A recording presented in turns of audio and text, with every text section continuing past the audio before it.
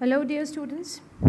So it's after a very long time that we have come back to school, and it feels quite nice to be here. Right now, I'm sitting in the conference room, and I've got this board behind me, which mentions today that what we are going to read regarding the Lake Isle of Innisfree by W.B. Yeats. So today we'll be seeing first of all about the poet, then background of the poem, and poem reading. And you can see, first of all, it is about, we're going to see about the poet, then background of the poem, and then poem reading. Okay? Now, on your screens, you can see the picture of W.B. Yeats. He is also called William Butler Yeats. So let me give you a very short introduction about the poet. That who was William Butler Yeats? William Butler Yeats was born on 13th June 1865 in Dublin, Ireland. I hope you are quite familiar with this European country, Ireland. So he was born in Ireland, and he was very widely known as a very, very renowned Irish poet. Now, W.B. Yeats did a lot of eventful things in his life. One was surely poetry writing, but apart from poetry writing, he was very much involved in politics of that time. That is, he was deeply involved in politics of Ireland, and in the 20s, like when he was in his 20s.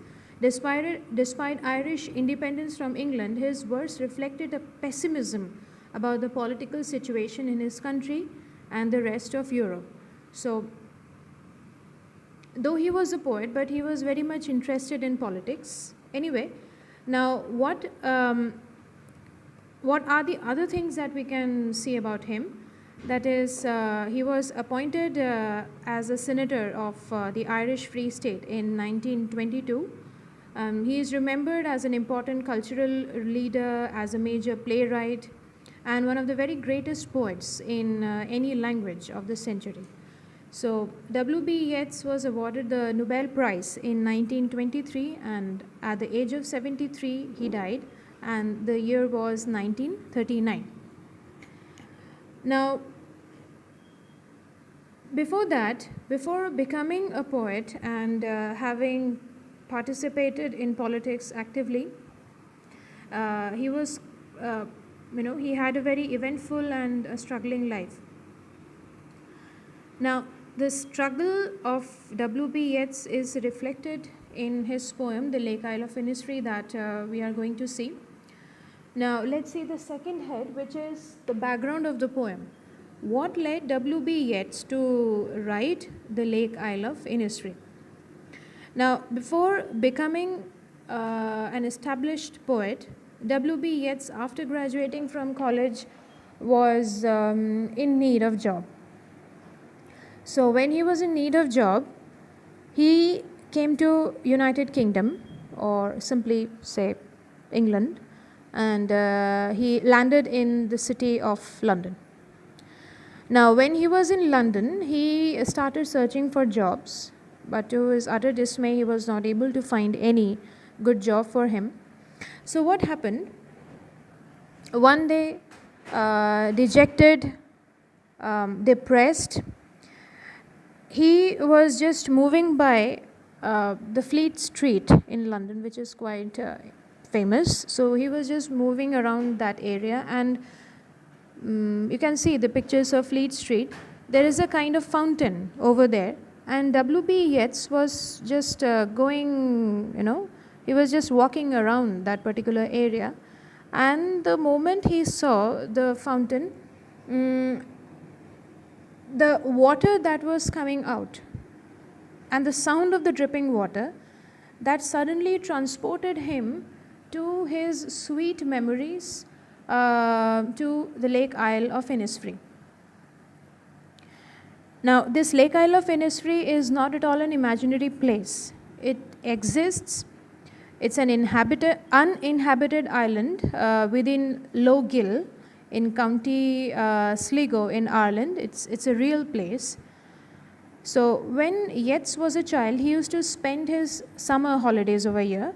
So Yeats describes the inspiration for the poem coming from a sudden memory of his childhood while walking down Fleet Street in London in 1888.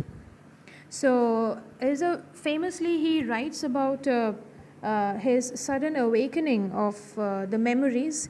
He writes, I had still the ambition, formed in Sligo in my teens, of living in imitation of Theoru of Innisfree, a little island in Low Gill, and when walking through Fleet Street, very homesick, I heard a little tinkle of water and saw a fountain in a shop window, which balanced a little ball upon its jet. In some of the places, it is written that he just sat beside the fountain and he started thinking about the memories. And in some of the places, it is said that he just saw that in a particular shop. Anyway, whatever it is just that he saw the fountain and the memory was awakened. Thereafter, what happened? From the sudden remembrance came my poem, Innisfree, my first lyric. That a lyric is a song poem with anything in its rhythm of my own music. I had begun to loosen rhythm as an escape from rhetoric and from that emotion of the crowd that rhetoric brings. But I only understood vaguely and occasionally that I must, for my special purpose, use nothing but the common syntax. This is all about the language, he says.